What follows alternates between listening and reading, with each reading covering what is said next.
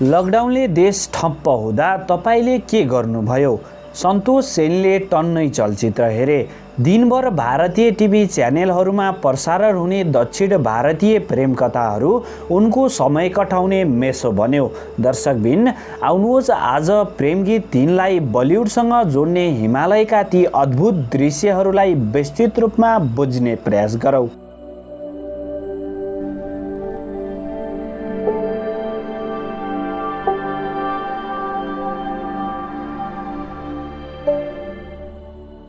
त्यतिबेला उनी आफैले केही करोड लगानी गरेर खिचिसकेको चलचित्र प्रेम गीत 3 भने हार्ड ड्राइभमा थन्क्याएर बस्न बाध्य थिए। उक्त चलचित्रको छायाङ्कनको सकिए लगत्तै सहनिर्देशक छितेन गुरुङको निधन भयो। त्यसपछि निर्माणसँगै निर्देशकीय जिम्मेवारी सबै सेनले नै उठाए। त्यसपछि उनले व्यावसायिक पाटो सँगसँगै कथावस्तु, प्रस्तुति अनि प्राविधिक पक्षमा पनि ध्यान दिनुपर्ने थियो। प्रेम गीत 3 को सम्पादकीय पाटो बाँकी रहेकाले उनी अरू चलचित्र निकै रचनात्मक र आलोचनात्मक दृष्टिकोणबाट हेर्थे। त्यसो गर्दा चलेका भारतीय च्यानेलहरू मार्फत देखाइने केही चलचित्रको कथावस्तु आफूलाई निकै सतै लागेको उनी सुनाउँछन्। मनमा जिज्ञासा जन्मिन्थ्यो।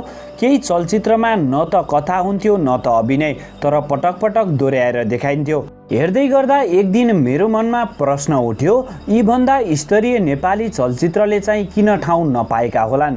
भारतमा हजारौं नेपाली बस्छन्, हजारौं भारतीयले नेपाली भाषा बुझ्छन्, तर नेपाली फिल्म चाहिँ किन त्यहाँका च्यानेलमा प्रसारण हुँदैन?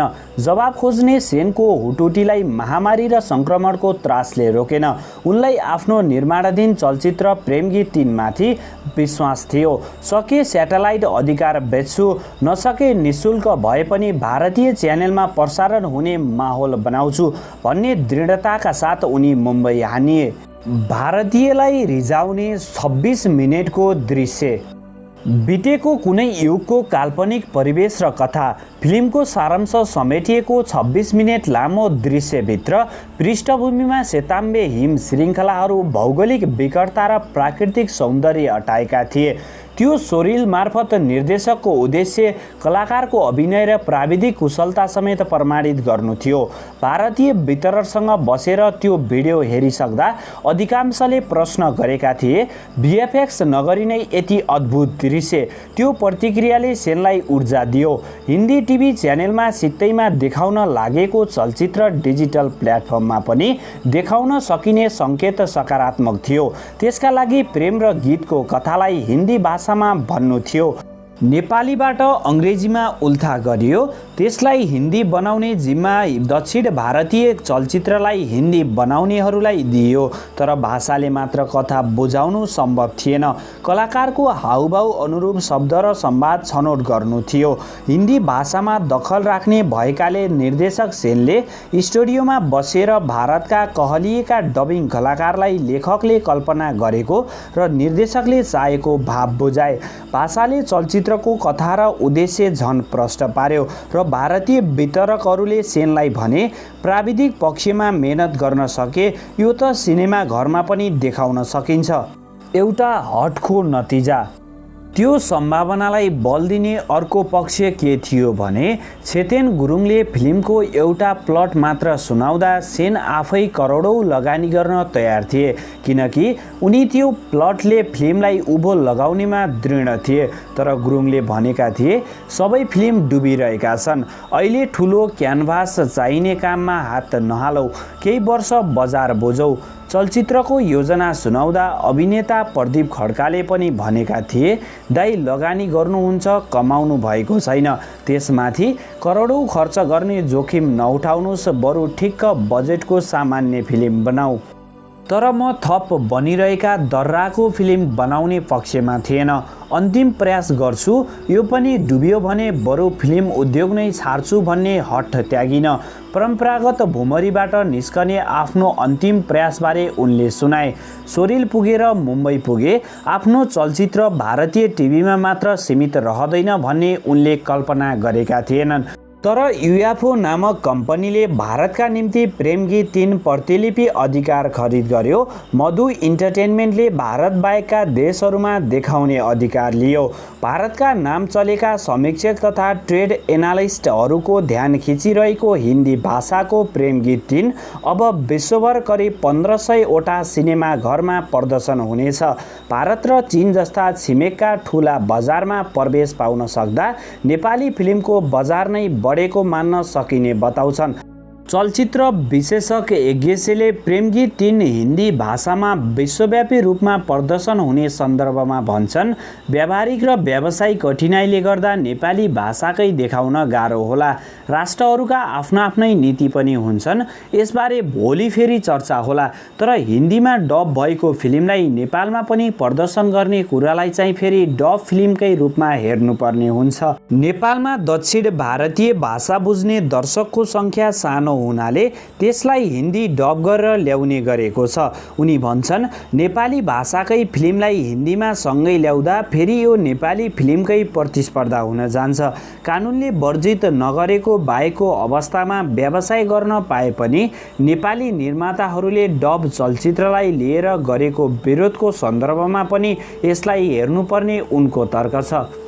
बलिउडका प्राविधिक यस चलचित्रको प्राविधिक काम भारतका चर्चित व्यक्ति तथा सफल संस्थाका प्राविधिकहरूले सम्हालेका छन्। धोनीको काम सन् 2016मा नेसनल फिल्म अवार्ड समेत जितेका जस्टिन जोसले गर्दैछन्। कुछ कुछ होता है, कल हो ना हो लगायत सफल चलचित्रहरू सम्पादन गरेका सञ्जय सन्कलाले सम्पादन गरेका छन्। यसमा सूर्यवंशीमा सङ्गीत दिएका अमर मोहिलेको पार्श्वसङ्गीत छ। सेनले भने, मलाई आफ्नो उत्पादनमा विश्वास छ, तर भारतीय बजारका लागि मेरो काम र कलाकार दुवै नयाँ हुन्, त्यसैले त्यहाँ स्थापित प्राविधिकहरूलाई संलग्न गराउँदा जोखिम कम हुन्छ भन्ने लागेको हो। त्यस्तै चलचित्र सम्पादन गन्स अफ बनारस, गुल, मकै लगायतका चलचित्र सम्पादनपछि चिनिएका बन्टी नेगीले गरेका हुन्। चलचित्रमा राखिएका 4 गीतहरू यसै साताको सुरुवातमा जी म्युजिक मार्फत सार्वजनिक भएका छन्। ती गीतहरूमा पाकिस्तानी गायक राहत फतेह अली खान, भारतीय गायक जुबिन नौटियाल, पलक मुछल, अंकित तिवारी र देव नेगीले स्वर दिएका छन्। प्रचार सामग्रीले फेरिदिएको छवि। भारतीय बजारमा नेपाली चलचित्रको बजार खोज्न गरिएको यस प्रयासमा हरेक सङ्गीतकर्मीले सहजै साथ दिएको स्वयं सुनाउँछन्। राहत फतेह अलीजीले त दुबईबाट गीत रेकर्ड गरेर पठाइदिनु भयो। सबैभन्दा गाह्रो चाहिँ जुमिनजीलाई मनाउनु भयो। ठिक 1 वर्ष अघि जुमिन नौटियाल समक्ष चलचित्र युनिटले गायन प्रस्ताव राखेको थियो, तर समयको व्यस्तता र अन्य कारण देखाए पनि उनलाई मनाउन एकोरो प्रयास जारी रहेको सेन सम्झिन्छन्। अन्ततः कोही न कोही नाता हे गीतमा स्वर दिए, जसमा सुभाष कालेको शब्द र पवनदीप राजनको सङ्गीत छ। त्यस्तै जी म्युजिकले पनि अन्तिम घडीसम्म चलचित्रसँग सहकार्य गरेको थिएन। पहिलो टिजर सार्वजनिक भएपछि भने सम्झौता गर्न आएको उनी सुनाउँछन्। उनले भने, जुन हिसाबले प्रतिक्रिया आयो त्यसले मनाएको हुन सक्छ। धेरैले नेपाली चलचित्र भनेर विश्वास नगरेको हुन सक्छन्। मान्छे बोल्दा कसैले पत्याएका थिएनन्। अब काम बोल्छ भन्ने मेरो आशा छ।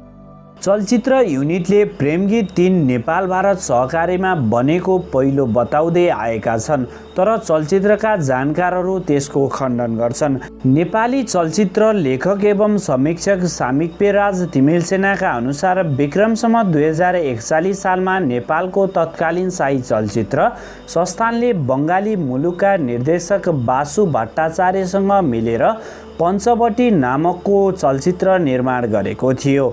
के यो पहिलो नेपाल भारत सहकार्य हो त? बुहारी र जेठाजु बीचको सम्बन्धमा आधारित उक्त चलचित्र सामाजिक परिवेश नसुहाउँदो र राम्रो प्रभाव नपार्ने भन्दै नेपालमा प्रदर्शन हुन नदिएको उनको कथन छ, जसका कारण संस्थानको 9 लाख रुपियाँ लगानी खेर गएको बताइन्छ। यद्यपि उपन्यासमा आधारित उक्त चलचित्र भारतमा प्रदर्शन भएको तिमिलसेनाले बताए। केही समय अघि उक्त चलचित्र छलफलका निम्ति अध्ययन तथा अनुसन्धान गर्ने संस्था मार्टिन चौतारीमा देखाइएको थियो। उनले भने प्रेम गीत 3 हिन्दी भाषामा पनि बनेर यति वृहत रूपमा प्रदर्शन आउन लागेको पहिलो चलचित्र हो, तर यसलाई पहिलो नेपाल भारतको संयुक्त योजना भन्न मिल्दैन। यसरी दुईवटा भाषामा विश्वका विभिन्न देशमा नेपाली चलचित्र प्रदर्शन हुन लाग्नुले निर्माताहरूमा आत्मविश्वास जगाउन सक्ने उनी बताउँछन्। यसले गर्दा नेपाली सिनेमाहरू भारतीय सेटेलाइट तथा डिजिटल माध्यमका लागि मात्र बेच्न सक्ने पनि ठूलो उपलब्धि हुने तिमिल सेना ठान्छन्। उनी भन्छन्, देशबाहिर पनि बजार पहिचान हुनु सकारात्मक कुरा हो, तर फेरि एउटा चलचित्रले राम्रो गर्दैमा सबैले उस्तै चलचित्र बनाउन थाले त्यो धेरै समय टिक्दैन। आखिर भारतमा पनि निकै राम्रा चलचित्रलाई समेत उस्तै दर्रागो भएर दर्शकले पत्याएका छैनन्। निर्माता सेनले भने, चलन चल्तीको कामहरूबाट आफू प्रभावित हुने बारे सतर्क रहेको दाबी गर्छन्। चलचित्रमा कुल 8 करोड रुपियाँ हाराहारीको खर्च भएको सेनले बताए। उनलाई चलचित्रको विदेश टिभी र डिजिटल प्रदर्शनबाट 30% प्राप्त हुन्छ, तर अहिले आफू व्यावसायिक पाटोबारे चिन्तित नभएको उनी बताउँछन्। भन्छन्, पैसा कमाउँदिन होला तर मलाई घाटा छैन। म मान्छे कमाउन सफल भएको छु। मैले अन्तिम प्रयास भनेर बनाएको फिल्म नै नयाँ सुरुवात बनेको छ। आशा गर्छु तपाईहरूलाई एउटा समय सान्दर्भिक महत्त्वपूर्ण विषययुक्त भिडियो राम्रो लाग्यो होला। भिडियो राम्रो लागेमा भिडियोलाई लाइक तथा च्यानललाई सब्स्क्राइब, साथै भिडियो कस्तो लाग्यो कमेन्टमा प्रतिक्रिया दिन नभुल्नुहोला। नमस्कार, जय नेपाल।